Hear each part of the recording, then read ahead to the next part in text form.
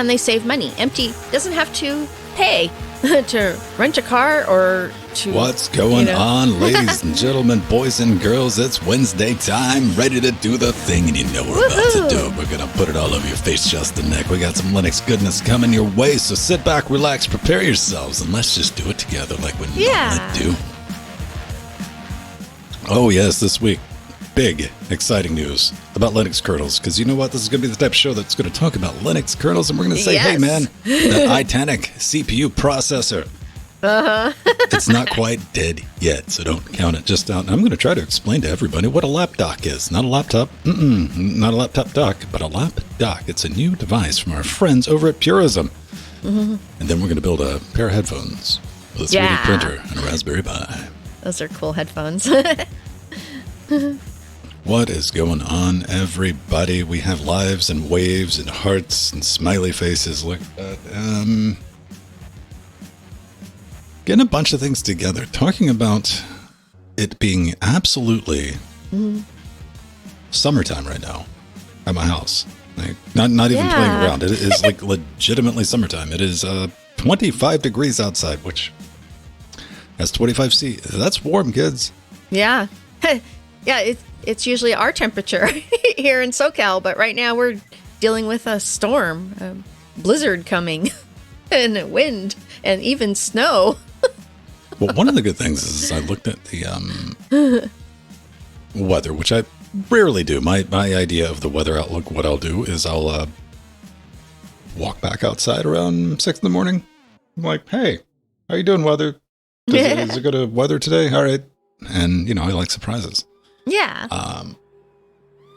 But yeah, I just looked. I'm like, oh man, it's just going to be warm all week. So I will. Here's what I'm going to do. It's Wednesday, so I'm going to make plans to do stuff around the house outside and probably never get around to doing them. Oh, okay. As is tradition. Let me get that done. And we got to send out some social media. So we got about 8 minutes before we're going to get ready. Okay, let me take a quick break and say hello to Mir and Don M and Arthurian. They are in the house. Yeah, Arthurian, I get all the weather. That's unusual. So it's kind of nice to have weather, as long as it doesn't blow the house down. But we did fine. Yeah, last night was really intense. We kept having brownouts, and the wind was whistling, and things were moving. See, I don't get worried until the wind starts coughing. Yeah. Yeah. Okay, I will be right back. All right. Yeah, it's genuinely warm. Like, it's not like, oh, look, it's abnormally warm for the season. I only have to wear a light coat. It's like, no, you could go walking around in like booty shorts outside today. I mean, it's summertime weather. It's ridiculous. All right. You know what? I'll take it. I'm not going to cut. It's like I want to cut the AC on, but I'm not. Winter is practically over. I don't know about that. That's a bold statement to make. We didn't get any, nothing like really resembling winter this year, which I guess I'm fine with. But you usually get maybe not that full month, but at least a half month of, like that bitter cold. At least in this area, like where you have to put on gloves. That's what I consider cold. If I'm going to go outside, I'm going to put on gloves. If we got to bring gloves into the relationship, it very well may be just a little chilly outside. Damn, almost missed the show. I mean, there's still plenty of time, man. You got to go out of your way to miss this show. The show starts at 3 p.m.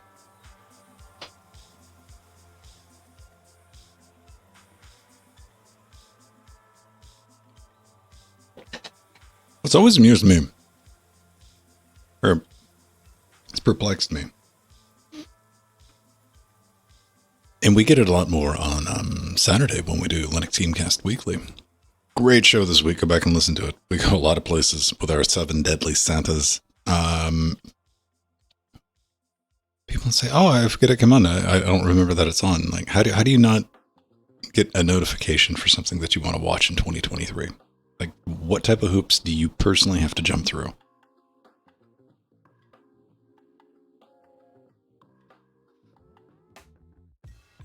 An IP encoder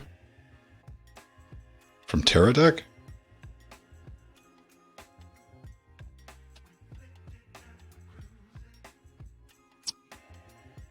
Oh man, what's it slinging? 265, 264?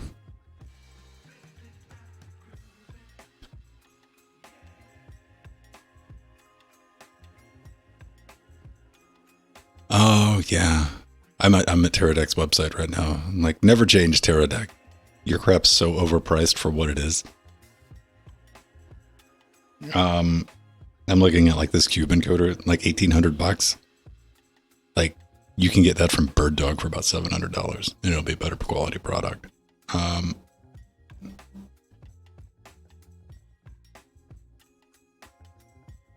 Prism. They got wireless, so they got like a full little system there. I don't know.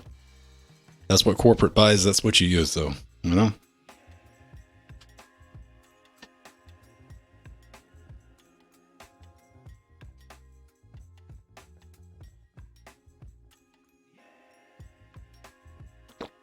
I'm really thinking about getting I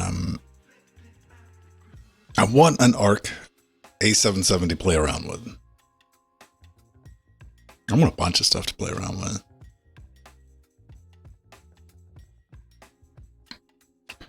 Until you lowered the price on the A750. Do me a favor. Do me a favor. Give me $299 for the ARC 770. Then I can make it make sense in my little head. Because I can't give you $400 for it. If I bought that A770 at $400, no amount of, I would never recoup the cost, and it would be 100% to do gaming benchmarks and comparisons of the A770 against like a 3060 on Linux, you know. I'd never recoup the cost on that. Yeah, I'd make fun content.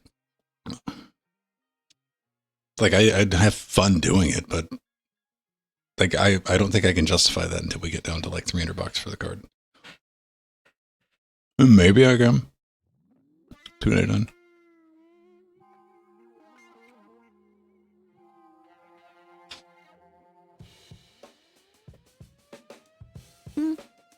Hi, Steve husband. Hi, Joe. Do. Boop. All right, I'm gonna go grab a cold refrigerated drink. Okay. Beverage. That is like one of the downsides, like when it gets really warm. Because in the winter, I take advantage of that. Like, you can make mixed drinks and, you know, like flavored, like Crystal Light type drinks and stuff like that. Just leave them on the counter. It's nice and cold. Yeah.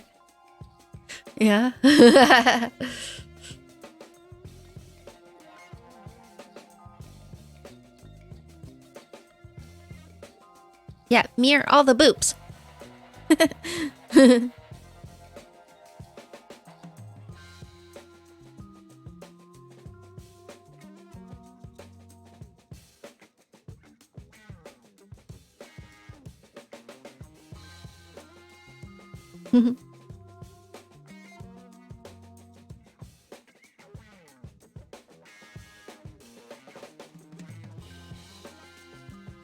Let me read what Arthur said.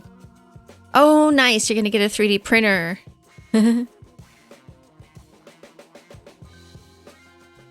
Oh, yeah. You're going to have so much fun, Arthur, with that printer. So my mug today is a beautiful scale mug. I like this. This is one of my favorite scale mugs. It's the most, well, it's a big one for one. And then I like how it has blue in the center and a blue handle. Hey, it was really nicely designed. Mm-hmm.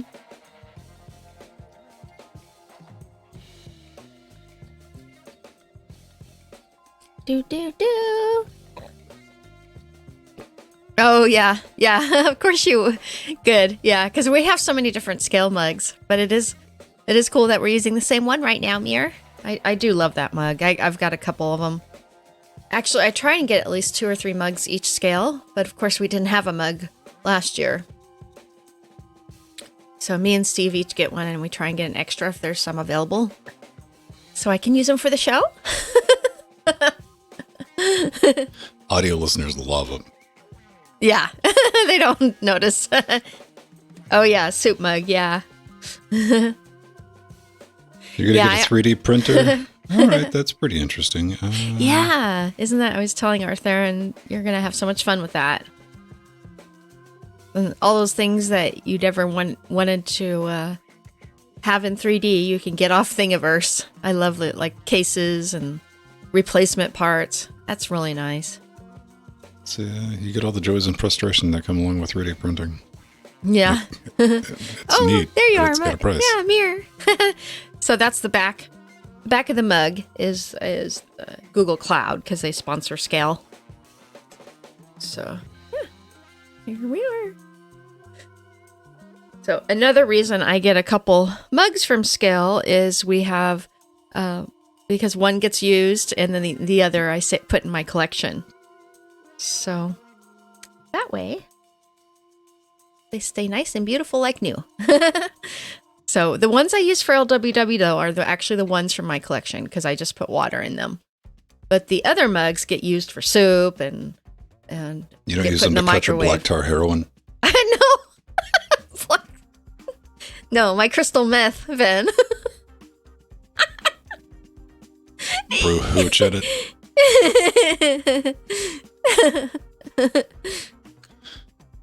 All right, everybody. Let's go ahead and hop into it. Oh, hi, Bunny Slayer 74. Hello. Welcome. do. Let's get that locked and that locked. 2 and 3. Gilmore Girls. Nice. Nice, Donim. Ladies and gentlemen, put your adult in its upright position. We're about to start episode 365. Joe, give me a clap. I want to check something real quick. Okay. There we go. I'm playing around with some async delays because I'm retuning things and OBS changed some stuff on me. So we got to, we have to alter the deal. Yeah. As is tradition. Let's get it going in 3. Hey everybody, welcome back to Linux Weekly, daily Wednesdays where we sit back, relax, take that midweek break, talk about some of the fun things going on in the world of Linux. I'm Vince Stone, joined every week by Jill Bryant and everyone at home watching us live on Twitch. Shot Realm Dynamic. Talking about a bunch of things in the pre-show. If you get a chance, go back and listen to that. That's available for patrons. But, Jill, you were talking about Scale and you were talking about mugs because the only reason people go to Scale is to get mugs for their collection, right? They show up on day 1 to Scale, they get 2 mugs, and they leave immediately, right?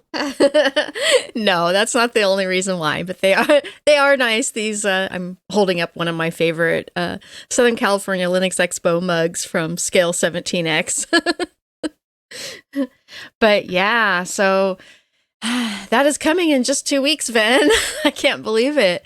And we actually had a fun Linux Gamecast party at Strider's house, the creator of Lwdw.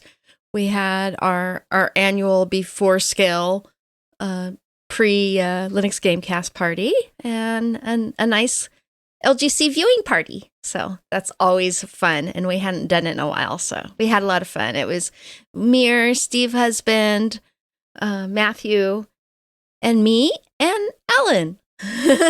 Alan, yeah. Well, yeah. You guys were posting some pictures in chat when we were doing the show on Saturday. Did everyone have a good time? Yes, we had a great time. It was wonderful. Nice. I know you. Everybody popped in for the after show. We played a little bit of Jackbox after that. That was fun. Now, before we get started, I believe Jill's got a Scale commercial for you. Yeah. So yes, in just 2 weeks is Scale 20X, or the 20th Annual Southern California Linux Expo. And it will take place on March 9th through 12th, 2023 at the Pasadena Convention Center in Pasadena, California. And make sure to use promo code CHIX for 50% off your Scale registration. Thanks to the Linux Chicks of Los Angeles, my group. And you can find me at the Linux Chicks LA booth, number 234, which is also next door to the Destination Linux booth and around the corner from the Lutris booth. Woohoo, party! So also Glorious Egg Roll, a well-known Proton and Lutris dev. For those of you that watch Linux Gamecast content, you know who that is. He is coming and will be helping Strider at the Lutris booth, as well as our wonderful patron Alex Sipes in chat. And Empty is coming back too. Woohoo! Good to have Empty back in the house. Yay! And go to SoCalLinuxExpo.org for all the information and to register and all the details. There we go. Yes. Always got to do Scale commercials before Scale. Just got to make sure you get everything in. You got to leave them hanging. You can't be like, oh, and by the way, Google it for the rest of your information and tickets and everything. Where do you go? Do you go to the website to get tickets? Can I get tickets today? Yes, you can go to the website right now and put in that promo code CHIX for 50% off. Indeed. That's good. You guys are going to have a bunch of time, good time. I look forward to seeing all the content and pictures and everything. Oh, yeah. We're looking forward to it. Flying yes. out of that. Tons in chat. Yes. So one thing I've been playing around with, I tend to talk about it each and every time that I have to update Jitsi. And, there's usually a security update or something like you update your Jitsi instances if you run them yourself. Is they always change things. They do. And they don't document changes. You get to find out what you do. You go to the issue tracker on GitHub and go, oh, let's see what people are complaining about and try to find your issue and open a new one. One thing that's been bugging me for a while is Jill sees it. You guys don't typically see it, but we've been having an issue with Jitsi as a whole. It's not just me. When you go to, it makes you feel better when you show up. I'm like, oh, everyone's having this problem, aren't they? Mm-hmm. Mm-hmm. There's a thing Jitsi does called bandwidth estimation, and if it can't figure out between two parties, and there's a couple ways to shrink that down. You can tell Jitsi to prefer VP9 over VP8 or H.264 or try to reduce bandwidth. We've got plenty of bandwidth. But it's just Jitsi can't figure things out. And there's a flag that you can throw in there to disable that. And nice. It's just finding it, right? No, I found it. I don't know. I know where to put it. And then come to find out after all this time, the syntax was wrong because they changed the syntax for how it needs to be spaced out in order for it to function. Now you think to yourself, well, then you clearly didn't pay attention and see the error that was thrown when it didn't throw an error. It just processed it and said, yep, that's fine. Okay. So I think maybe that might be fixed. Yay! A little excited about that. But here's something.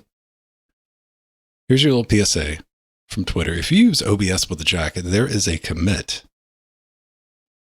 number 8279, that prepends all devices created by the Jack Input client with OBS Studio. Now, this might be an issue if you have setups like mine, where you have multiple routings between multiple machines that are hooked up and devices and whatnot. Why? Because if you use AJ Snapshot or you use Carla, any type of session manager, it's going to break all of that. And you're going to have to manually rewire it, then resave that session. So I spent an afternoon doing that, and I have to spend another afternoon doing that. That's a little baby session. It's not. It's not, and I don't see the added benefit, because if you're at the point where you're using Jack and OBS, people, you don't need it to inform you that this is in fact OBS. We're good. We're good at that point, but I don't know. Maybe somebody was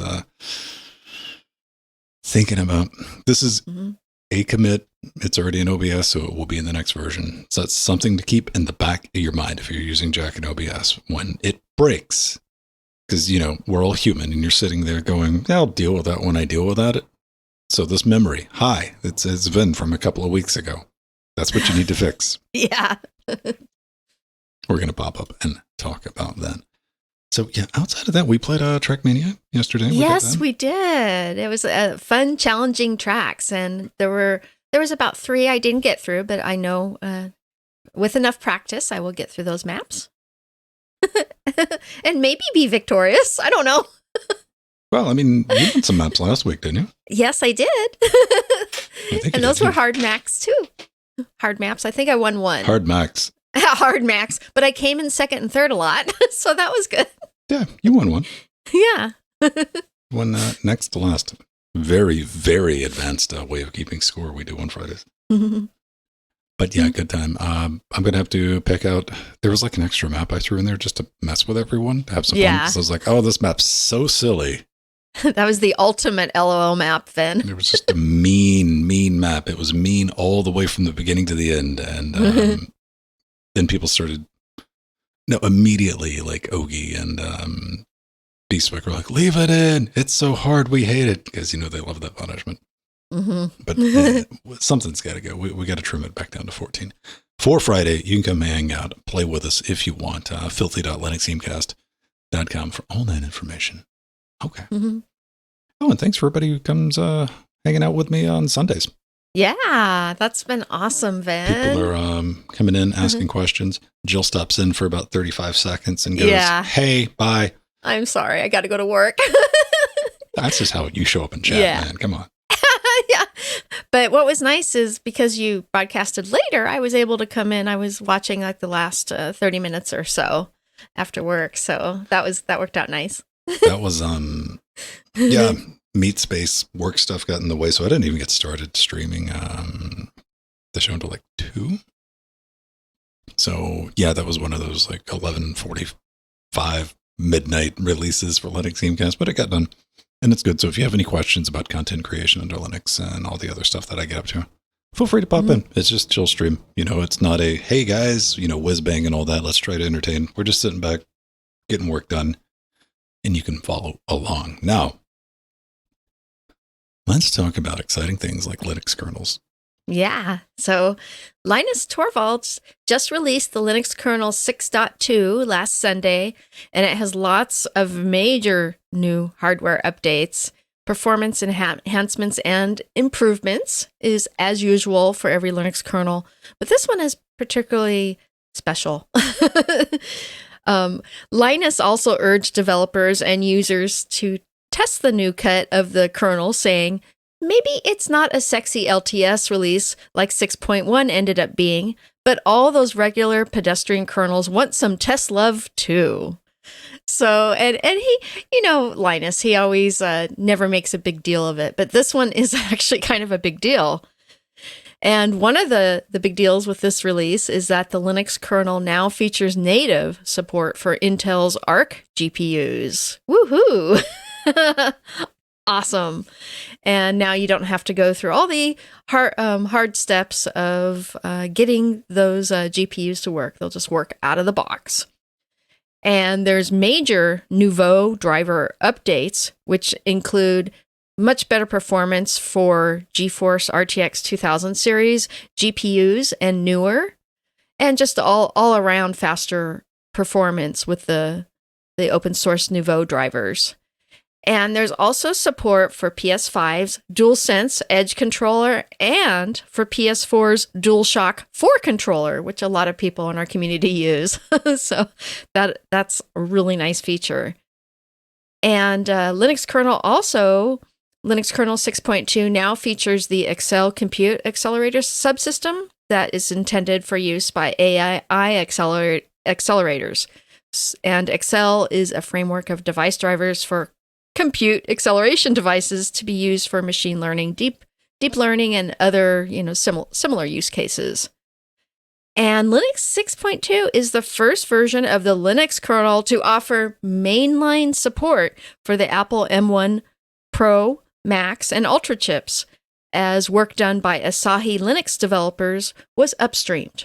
So this is a huge release for the Linux kernel. I'm excited. There's a bunch of stuff on the Mac front. A lot of stuff that's been glassed over because 6.2 adds CPU frequency support to the M1s, which that is super neat. Device tree for newer hardware, HDMI out on the Mac Studio, and Bluetooth support. No, how much would you pay? A lot, because you bought a Mac. I mean, you're used to it. 6.2 also gives us Odroid M1 support. Yay! Cool. Pretty neat. Pretty neat. And as Jill said, the Intel Arc graphics should work out of the box. And on top of that, I know you're going to love this, Linus. You are. NVIDIA 30X support out of the box will technically work just really slowly. So no, you're not going to be playing games on it quite yet. Yeah. But we are seeing some of the benefits from the NVIDIA open source. Yes. Drivers, which Exciting. is neat. Which is neat. Yeah. 30 series Ampere. And is there anything else I saw in there that was kind of crazy? Yeah. Raspberry Pi 4K 60 support, which, okay. If you want to run 4K 60, I've never thought about that. Like, I don't think I'd ever want to try to punish a Raspberry Pi quite that much. Yeah. But then again, here's the thing. I assumed it could do it, Jill. Didn't you always just think maybe there was an issue with that? But the PlayStation controller support, that's neat to see that in there. Yeah. Absolutely. I haven't looked into it. I thought about building it last night. I was going to look at the real-time patch set and compile it and get everything set up, but it's like, I'll get around to it. Mm-hmm. I'm waiting on the LTS. That's all I'm waiting on. Yeah, I know you need the LTS for stability. Some confusion. I don't like moving parts, man. Yeah. But I run Debian testing right now, too. So we got a bunch of things going on. But I want an official LTS on kernel.org so I can have that and just slam it in. But up next. Yeah, so Linux kernel developers have debated removing support for Intel and HP's now officially defunct Itanium IA64 RISC platform. Well, we talked about this a couple of weeks ago, John. From the project. Yeah, we did. We did. And they're like, hey, you remember the Itanium, that thing that Intel tried to fix computing with? Like, they really did. They're like, let's just do a clean rewrite. Yeah. And no one bought into it, except for HP. Hi, HP. Yeah, HP. Well, Intel discontinued their support 2 years ago. So, and what's kind of nice is Linus Torvalds said that I am not a fan of IA64 as an architecture, but it's a bit sad to remove it entirely. It's not like it's been a huge maintenance burden in general. And this is so true. He also brought up the same with DEC Alpha support and in the kernel. But that is fortunately being supported by the community. Thank goodness. So, but what's really awesome is a physicist and Debian developer, John Paul Adrian Gleibitz, came to the rescue, and he posted, I definitely have the time to look after the architecture as I am also maintaining it in Debian. And he even admitted, I always have an Itanium server ready for testing kernels that I can power on and control remotely via its built-in management system. So this is really nice. It's just nice to have a developer step up and say, I will, help out with this and make sure that things are working correctly. And this is actually a big deal because in 2008, Venn, Itanium was the fourth most deployed microprocessor architecture for enterprise class systems. How many years ago was 2008? It has been quite a long time, yes. How many months go by when they completely swap out all the hardware in enterprise? Yeah. Months? Yeah. Monthly? No, weekly, sometimes daily. No. Itanium's been dead. And this comes to somebody, I like weird formats. I used to install and deploy Sun hardware. Like, that was my thing, man. Like, exotic $1 million big iron systems. Huge fan of them. And Intel got a taste of that. They did that. But nobody uses. Itanic is not being used for any work anymore. Yeah. It's something for YouTubers to buy. Mm-hmm. It's just like tear apart. Our beloved, Venn, you have one too, my beloved DEC Alphas. Oh, yeah. I do know places that are still using them in production, but it's so few and far between. Yeah, and they're not doing very well because they're the type of place that's still using a DEC Alpha in production. I'm like, that's not very good management. It's like, you guys must really suck as a company. Yeah. But I know on the back end in at NASA and JPL, they still do use them. I strongly doubt that. I've seen one working at JPL, so it might be powered on. I don't know what it's doing. To support old spacefaring architecture with old versions of software. It was running Windows NT. Yeah. Debian. I would strongly doubt it was running Linux. Like, I would almost bet money it wasn't running Linux. Probably HP UX. Yeah, it was actually True 64. Yeah. So there is a fair question that we can ask is, what is a lapdog? And this is something that I brought up right at the beginning of the show. Yeah. But I want to know what a lapdog is. I read about it, and I thought about it, and I even looked at some animations. I'm like, I don't know what this lapdog thing is. So let's go to the website. This is the latest bit a kit from Purism announcing the lapdog kit. All right. Do we know what it is? Let's I watch kind of this. do. Well, I think we all kind of do after we've researched it, Jill. Yes, this is true. We have to rewind from when we first see this. This is the introductory video. Like, okay, so are you trying to sell me on this, this is a little 3D rendered convergence device. And we've talked about convergence devices. Like, this is the dream, right? Wireless, you just stick it in and you get your desktop on a monitor, right? This is how this system has to work, though. And I brought this up, real convergence. It has to work like that. No wires. You can't have a spaghetti nightmare, an octopus of cables floating around in your desk. That's never going to sell. Everybody's tried it. I think the last people to give up on it was Samsung. I mean, everything's going to get wireless. Mm-hmm. So that's their solution. Okay. So what is a laptop? And I'm looking at this picture. I'm like, well, is it a laptop? My first thought was, okay. I think what they've done is they've made a holder for your phone so you can use your phone as a second screen with your laptop. This is my first thought. Mm-hmm. This is what I'm looking at. I'm like, that's silly and you're going to break your phone. But no. What this is, what we're looking at, is a handy way to turn your Librem 5 into a laptop.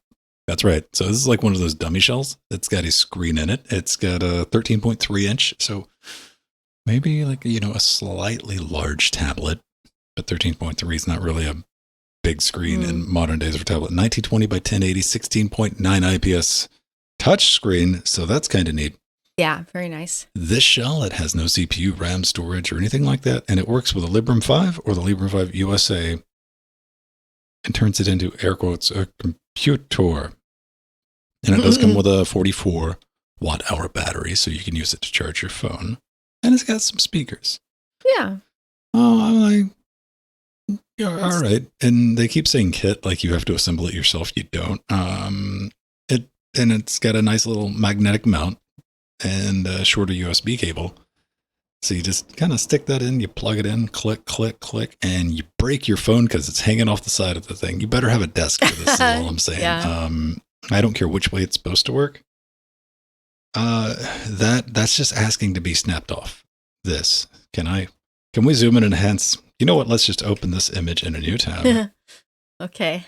And we're going to zoom in and enhance it. This USB-C connector, and like those things are dodgy to begin with.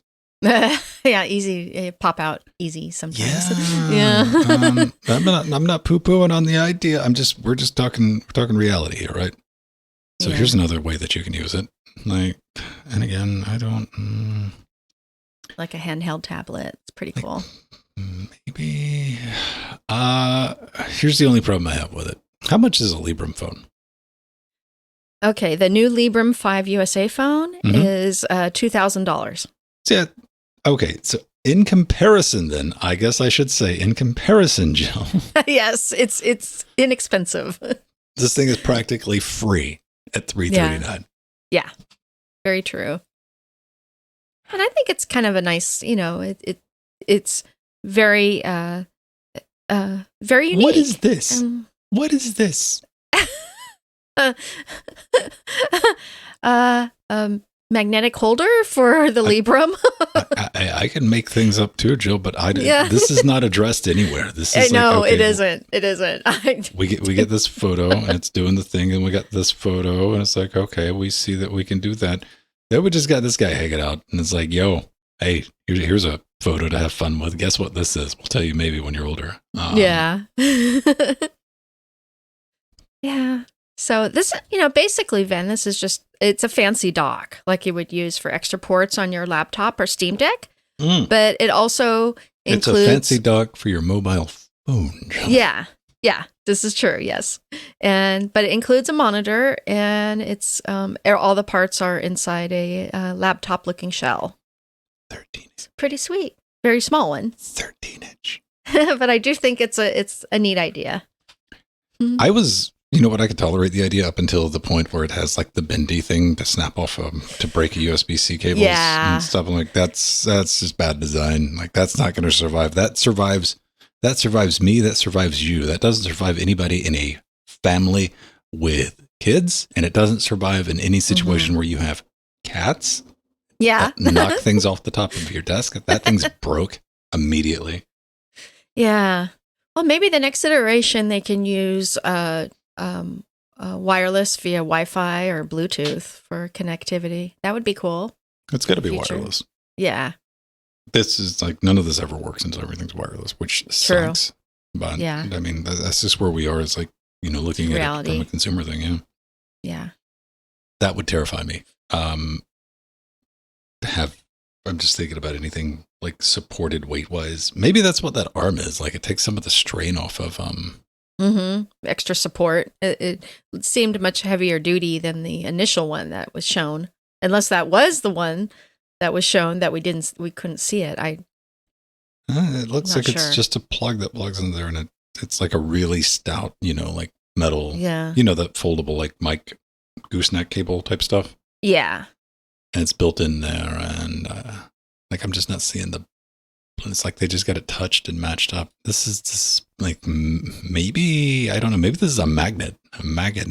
Yeah, that's what I'm thinking. I mean, it looks magnetic. I don't know. Output ports, input ports. That's all I want to know. All I need to know is what be this thing. And it, you know what it says in the contains magnetic mount. Yeah. So I guess that's the magnetic mount. Maybe. I don't see. I have questions. Like, why is this a bad 3D render? I don't know. Good luck with that. Yeah. I don't know. I've heard some very mixed things about people who own their Librem phones from Librem phone owners. So, best of luck. Yeah. Yeah. All right. So, check this out. We're going to talk about building your own headphones. But before that, we are going to shamelessly shill everything we do. Patreon.com/Linux Gamecast. Come hang out with us. We got a bunch of membership levels. This supports what we do. We don't read a bunch of ads. In fact, we read negative ads during all the shows. Just because I'm violently against that. I wanted to do something that was just organic. I'm whole. Also, I like the freedom and ability to talk smack about companies, which has been very important to me. And it just is, man. If I got a problem with somebody, I'm like, oh man, we got to be careful. Why? Because they're our sponsor. I'm like, YOLO. Yeah, no sponsors here. You're a boss. You're patrons. A sponsor. Yeah. And that's what you want. It's a weird business model. Then we turn around and give everything for free. Like, here, if you like it, kick it. So it works. It keeps us honest, keeps us small, keeps us scrappy. But more importantly, it keeps it fun. Patreon.com/Linux Gamecast. Got a bunch of reward tiers if you choose to do that. We also have live and uncut series of this podcast. If this sounds good and you're listening to this or you're watching this, you're like, man, I'd like the full experience. Something a bit longer than 30 minutes. Got that covered. You get a custom RSS feed over at Patreon with video included and also an MP3 audio format. Access to our Discord, access to our show notes, a bunch of little, just bonus things. Like, hey, come on, up to and including, I don't know, probably something pretty big. I think you can buy your way onto the show, but don't do that. That'd be a bad idea. Unless you want to, right? Yeah. If you're a Microsoft executive, buy your way onto the show. Yeah. That would be interesting. We do have a corporate overlord sponsor segment for Patreon, but I mean, you don't really get to tell us to do anything. We're just like, hey, this show's brought to you, and that's your own fault. So do that. Come hang out with us. Twitch.tv/Linux Gamecast. Do you want to thank Mir for the 40-month resub on Twitch Thank you, Mir. yesterday? So Yeah. I keep track of these things sometimes. Mm-hmm. We got a web zone over at Linux Gamecast. Plenty of things. You know, we have the studio wish list. Jill's got a wish list. We got merch, all that fun stuff. I'm this year at some point going to be putting together a Epic rig for the studio. I'm thinking about it's going to be fun to try to build that Sweet. live like we did with a rectangle and learn about all the ins and outs. Because, you know, Yeah. doesn't it just wind you up sideways when you see a YouTuber put together a Threadripper or Epic system and they put Windows on it? Oh, I know. It always makes me cringe. Even people that you know better, right? Yeah, exactly. Level exactly. 1 techs. Yeah. I know. Yes. Here's to you. Yeah. What are you doing? So I look fun to doing that with everybody. It'll be fun to try to make a tamed gaming system, because Epic's a system on a chip. You know, Mm-hmm. there's no chipset in that critter. It's just like sitting there. So there's all kind of weird things to go break. Jill's got a bunch of plushies and stuff, and she's still got a keyboard holder and cups that she desperately needs in order to survive. Yes. More penguins, the better. Right. I got to add to my collection of over 100 penguins. That is most of them in view behind me. Oh, so we got. I think that's chilling. We got merch. We got a store. If you get anything for the studio, you end up back here doing that. Come hang out with me on Sundays when I'm editing the show to fill in your Linux questions. And I got a couple of things planned. I got like pre-production stuff. I still got Pedro's got a good article. Pedro and Jordan have worked and hammered out a good article on that 3D printed controller. The the alpaca. And they're still waiting on that bum that does the video editing to finish up Pedro's video so they can release it. So as soon as that jackhole gets done editing the video and he gets it all together, we'll nice put it up and get it out for everybody. So that'll be a good like breakdown of a controller that you can build yourself. Very nice. And you guys can support Pedro and Jordan also with their wish list on Amazon. Correct. They have lots of fun goodies in there. You can go get Jordan some more exercise equipment and some Pedro some more. Jordan just bought tech. a Steam Deck. Yes, he did. I was proud of him. Finally, he got a Steam Deck, or Are he you was proud able of to. him being a good consumer? part of the capitalist system. Yeah. I was joking with him last night because every time we buy something new, the Hmm. improved version of thing we just bought comes out. It comes out, yeah, and they've already made the announcement for the second version, and That was yeah. it was like the second I buy an ARC A770, they're going to release the ARC A7070.1. Mm-hmm. You know, just dumb stuff like that. But we do thank you for your support. Share the show if you get a chance. Watch it, whatever. Like, subscribe, leave a comment. All the fun things that you're supposed to do on the social stuff. Ta-da! There we go. We got Odyssey channels. Yeah, we're on Odyssey Cool. too. It's always weird because people leave comments on our Odyssey stuff like, "Hey, when did you guys switch over here?" And it's like, I don't know, 6 years ago. Man, 6 We've been years here for ago, a long yeah. time, and you're the one just discovering Odyssey, not me. And library and all that. So Yeah, we're on Spotify too. we're in Spotify video. Yeah, that's sweet. I watched Lwdw last week on Spotify. It's a way to do it. Yeah, So, all right, are we good? Can we talk about the open source Ploopy headphones? absolutely. All right, guys, what do they look like? They look so Ploopy. Yeah, they're so cute. I like the red / orange color. I don't know. Me being me, the first thing I notice, I'm like, okay, so you got a Scarlett 2i2 and you got an Art headphone amplifier. Yes, I'm that guy. The stuff that's blurred out on the left, that's what those two things are. So this is, look, it's purple. Yeah, I love the purple. I'd like pink ones actually. I don't know. I don't know. We were talking about that. So if you want some Ploopy headphones, that's right. From the creator of the Ploopy trackball, we've talked about several times on the show. This might come as no surprise then. This is a 3D printed open source pair of headphones, set of headphones, singular headphones. Why do we call them headphones? I guess because maybe they're two, right? You can't buy a headphone. It'd just be mono. Ploopy, what is this? So this is an amplifier based on a Raspberry Pi 2040, which is not impossible to get, like a Raspberry Pi 4, a TI PCM 3060, so it's 24-bit DAC, and it's got an amplifier circuit built in, firmware written in C, completely open source, and a couple of options you can pick from do-it-yourself or pre-built, which is kind of neat, pretty right? nice. The Ploopy headphones full kit with all the parts can be pre-ordered for $149.99 Canadian. That's not a bad price. And the fully assembled Ploopy headphones can be pre-ordered for $299.99 Canadian. So very reasonably priced, actually. And I bet you these sound really good, Van. Yay!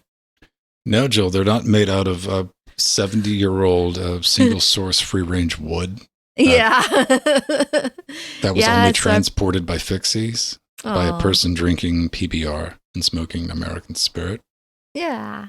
Well, I think we were talking with our patrons earlier about 3D printing, and this is a good use of that. 3D print your headphones.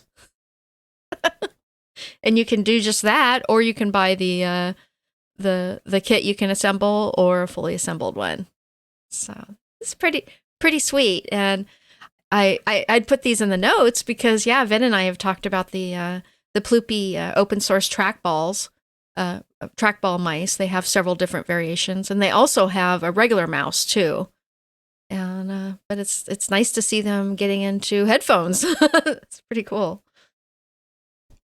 Do not flash new firmware until you've verified are working. Many steps in the assembly are critical. Ah, man, come on, give me like one non-critical step. Be like, whatever. So we're looking at the GitHub page, and it looks like our friend from Ploopy is learning about the slow, disastrous train wreck, which is productizing something that you're shipping to people, because people will find new and unique ways to do things incorrectly once you give them, especially the raw ingredients.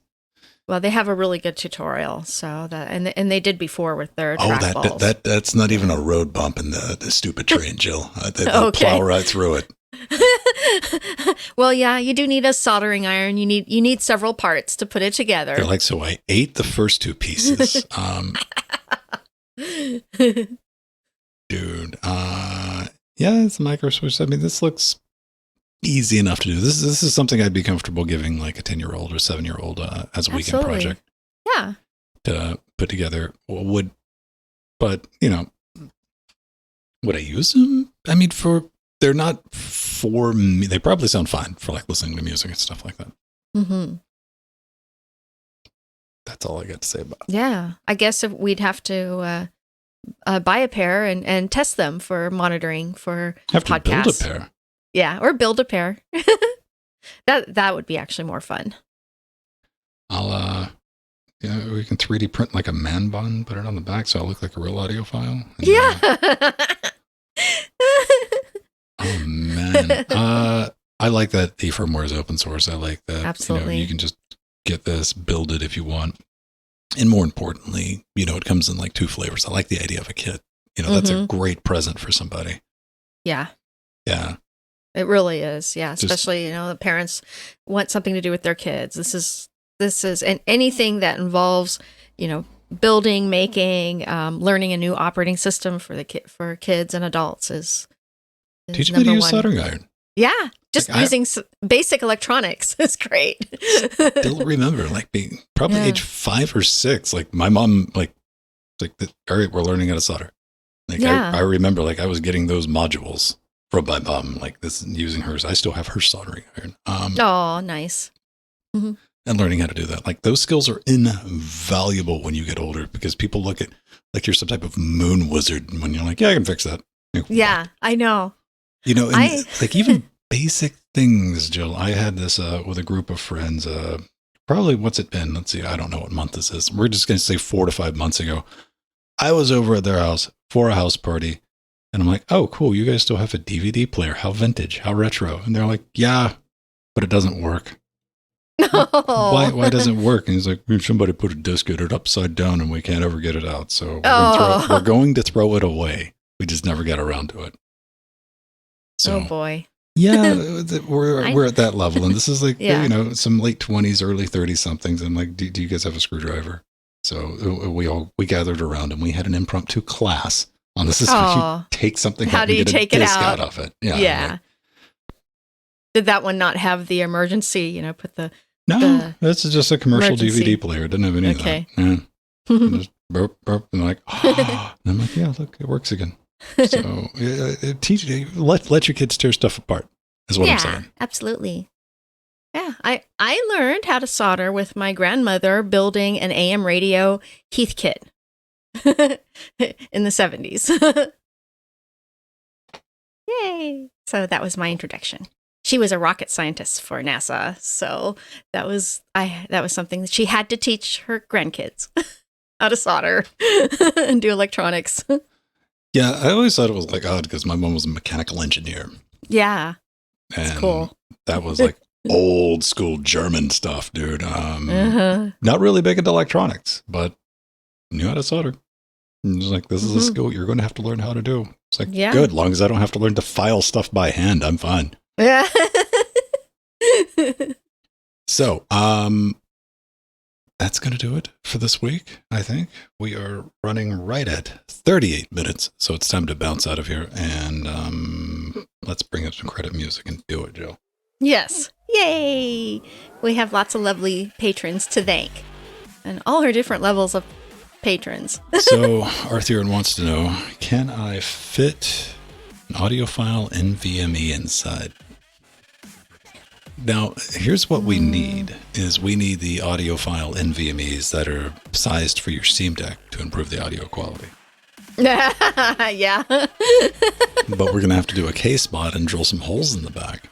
Okay. So the capacitors can hang out, because ignorant people think capacitors make audio sound better for some reason. The bigger the capacitor, the better it sounds. Yeah. They also think tubes make things sound better. They don't. There's a reason we quit using tubes. Episode 365. Wow. All right. Yay. We'll see you again next week. Bye-bye. Bye, everyone. Love you all.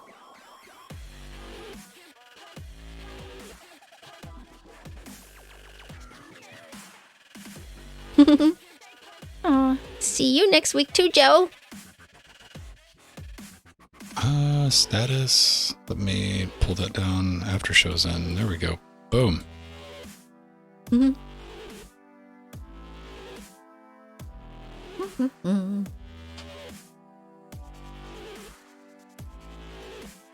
Yay. Thank you, Steve Husband. That was fun. We had I think that was pretty tight. Well, we try to keep it tight. We don't want it like floppy. And Yes. But I think we did we do it in like 30-35 minutes? Looks like. I think. I don't know. Jill wasn't paying attention there at the end, was she? What I said. No. How long? No. We're Oh, going to have to rewind the tape. Okay, sorry, I missed that. So too bad, Jill. It's a secret now. You got to go back and listen to the I will show. find out. No, yes.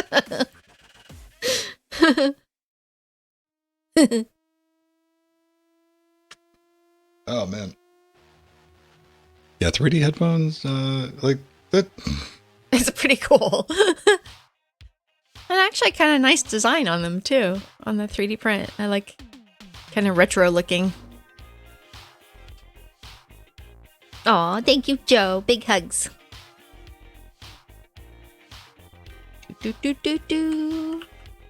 Akamai. We meet again. Yeah, they're starting to merge. I used to have to do a lot of stuff through and about Akamai. And they're starting to merge because they bought Lwdw. Mm-hmm. Oh, yeah. So I'm having to deal with the weirdness of like corporate mergers, and I'm seeing like Akamai stuff pop up where it used to say Linode, and I'm like, what? Why am I getting? Oh, right. That's why I'm getting that notification from. Like, okay. So, did you have any blinks in the video at all? No, didn't notice anything. Wow. Sometimes when I'm looking at the show notes or articles, I might not be looking at the time it's blinking out, but it's been clean since I've been looking at it. At my return video.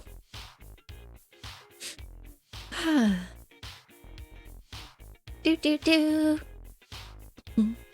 Load. That window just gets bigger and bigger and bigger. Let's see. Let's log in and have a look. That looks like it. I wish I could get a better. Can I get hourly on this? No, I can't. Oh, yeah, that would be nice if you could look at it, per every few minutes or something. Yeah. Well, I mean, I could. That would just involve me doing it instead of just using my dashboard. And that's more work than I'm curious. Versus how curious I am. I'm just taking a look at network traffic. IPv4 traffic, because everyone's still using IPv4 in 2023. Yeah. If you would have told me that in like 2003, 2005, I'm like, nah, there's no way. We finally moved off of it, didn't we? Right? Like, nope, we're still using IPv4 for everything. We're taking a look at. This is what we're looking at. Okay. You can tell one of those is a Wednesday, and one is a Saturday. The big green spiky boy. Oh, yeah. And the little tiny rounding error that looks like a blip, that's when we play Trackmania. Oh, okay. That's all that poor little box does. It just sits there and does that. Trackmania wouldn't even show up, but we stream music from the server into your headphones that you can now go out and make. Yeah. The firmware is under GPL v3. Hardware is under OHL CERN v2s. What? Open hardware repository. Let's learn about this. You may want to read. This is the home of the license. Come on. I don't want. This is when I start getting worried about licenses, when you just can't tell me what it is in one paragraph, right? Yeah. Yeah, when you have to dig deeper, you're in trouble. Well, yeah, there's like you don't end up with anything but shadiness when you have appendices to like, section C for footnote. Whatever, right? Yeah. And you're like, what are you up to? When you look at like just regular Creative Commons, share alike, non-commercial. This license governs the use of copying, modifying. You may copy, convey verbatim copies of covered source in any medium provided. What are the restrictions? Patents, I don't know. I don't know. Whatever. That's the CERN Open. I guess the CERN Open hardware license is pretty cool. I would assume it is, since they decided to use it. I'm not familiar with hardware licenses. That's outside of my wheelhouse. So, I'm going to do the Venn method of like, if I don't know about it, I'm going to keep my mouth shut.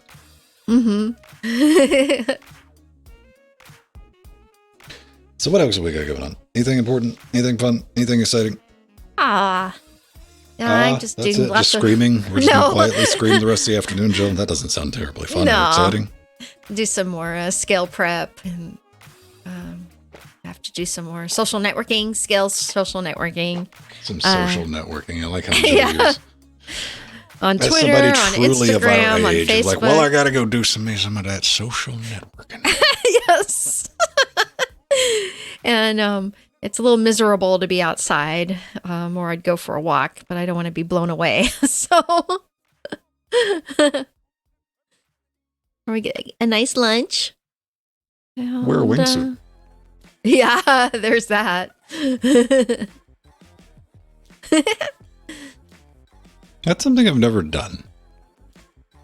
Blown in the wind. I recall doing that as a kid at some point. No, jumped out of an airplane with a wingsuit on. No, wearing because I have gone parachuting. Oh yeah, I've done that. I've base jumped. I've done all the parachuting that you could possibly imagine. I got certified for did all Oh, did you? 5 drops I had to do before I could do my solo. Yeah. It was a pain in the ass. It's a racket, kids, is what it is. It's yeah. How do you get into wing?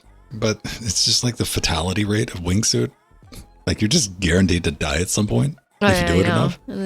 But it looks so fun. It does look so cool. I recall running down, just a slight mountain, and we did that in Mexico, and then landed in the ocean, but it was only a 20-foot drop.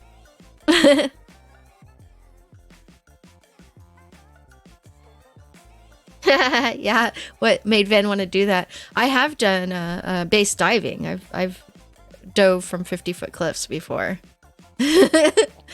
That's how it has extreme as I get. But I grew up with a father who did that in the Olympics and whatnot. So see, that's what I'm talking about right now. Yeah, look at that. That's in Dubai. I'll tell you that right now. You look at that island setting over there. 100% want to do this at some point. That's so cool, Ven. What made you want to do that? Why not? What, you want to live forever? I mean, I could get smacked by a bus pulling out of my driveway tomorrow, man. That'd be the end of my book. You'd be reading the book and be like, man, I thought we were going to go on a wingsuit adventure before this book finished. Like, nope, the end. Bus. I don't know, whatever that thing is for like self-preservation, that thing malfunctions in my head. There's a reason I no longer own a motorcycle. Let's put it that way. Yeah, that's a good thing.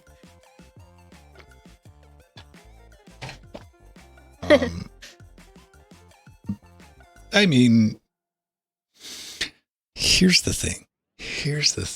Jumping out of a plane, a perfectly good plane. The absolute worst thing that could ever happen to you is you survive the fall. You go with it. Your chute doesn't pull, your reserve doesn't pull, and you smack into the ground and you survive, because that's gonna suck, and that is gonna put you in a bad way for a long time. Like, I genuinely got to think, if I was ever doing a solo jump, and I put the emphasis on solo jump, that I'm in like nothing pulls. And I'm going down. I'm not aiming for spongy, grassy stuff. I'm going to like go for concrete. I'm just going to make that executive decision. Like, I don't want to survive this. Like, I don't want to be like bound up, in a vegetative state for the next 30 years of my life. Yeah. Yeah, I want to bounce. No punk. That'd be it. It's not for everything. And I don't want to say I have a fear of heights. I have because that's like phrasing it wrong. Because people, they're like, well, I had a bad fear of heights. That's why I learned to, like become a pilot or something like that. Yeah. With me, I have a problem with heights for like 8 seconds after I get high. And like whatever, it's like my equilibrium, my inner ear takes a second to like get recalibrated to everything. Oh, okay. And I'm like, then I'm fine. I'm like, whatevs. But I do have that one moment of like, whoa. I'm like, okay, now I'm bored. All right, let's go do this thing. You get that a little bit of twinge of vertigo. Yes, your brain's like, this isn't safe. You're not supposed to be up here. And it takes me a minute to go, and? Like, this is by far not the dumbest thing we've done, brain. We've done far dumber things and more dangerous things than this. Like, I want to get up in one of the what are they called? The wind turbines. Oh, okay. I want to go to the top of one of those, like one of those ginormous ones, like they have. Yeah, we have them here in California, and you can go take tours. It's really amazing. I've been on a little one, but not one of the really huge ones. Someday I would like to do that too. That'd be fun. I want to climb up to the top on a service shaft, pop the lid on it, see what it looks like up there. I mean, I've been up on towers before. That doesn't bother me. Yeah. No, heights don't bother me at all as long as I feel secure. That's my only thing. I don't like one of the things I don't like doing is when you're on top of a, huge skyscraper or a cliff with those glass floors. That does kind of creep me out. Because I'm not, holding on to anything. You're just standing there on this glass floor that, is suspended over the Grand Canyon or whatever. That does kind of creep me out because I don't feel stable. But, if I'm climbing to somewhere and get on top of a building and on the roof, it doesn't bother me because I know there's safety under me. But, yeah, I have to feel secure or it will bother me. Yeah, I have a very strong reckless self-endangerment streak built into me for some reason. But I do my best to try to stay safe with stuff. Yeah. As much as you can. Healthy respect for heights. All right. I didn't mind, I did that jump with my father several times off of 50-foot cliff, but I was a trained diver at that point. But if you miss, if you don't go in straight, you could break your neck or, it's dangerous. It's a dangerous thing. You can spot up against rocks, man. Yeah. And just landing and diving from that height in water's like concrete at that point when you're diving. So you've got to do it just right. And I did it right twice. But I had my father who trained me in diving and used to do flips and everything and all that stuff. Is that what it said on his CV? Flips and everything plus all that stuff. Yeah.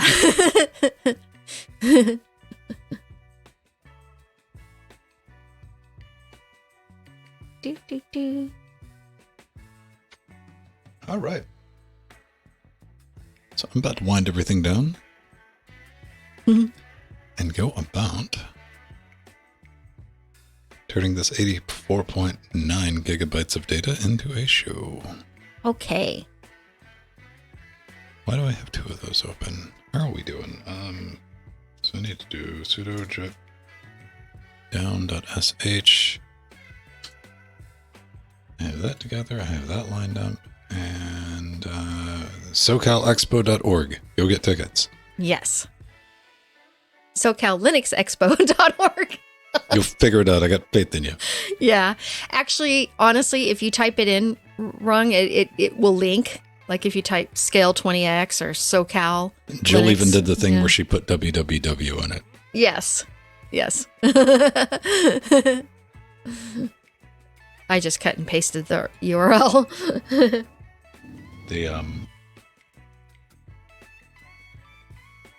That is like something we've been fighting to get rid of www since. I know. But man, people will tell you so what's the URL for that? www. Yeah. I'm like, no. All right. World Wide Web. Where do you go when you just go to www.com?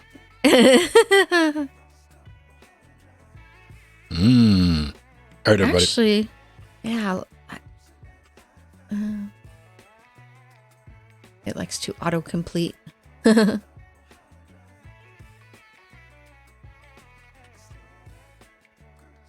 Oh, when I typed in www.com, it went to the Computer Museum of America. That makes sense. All right.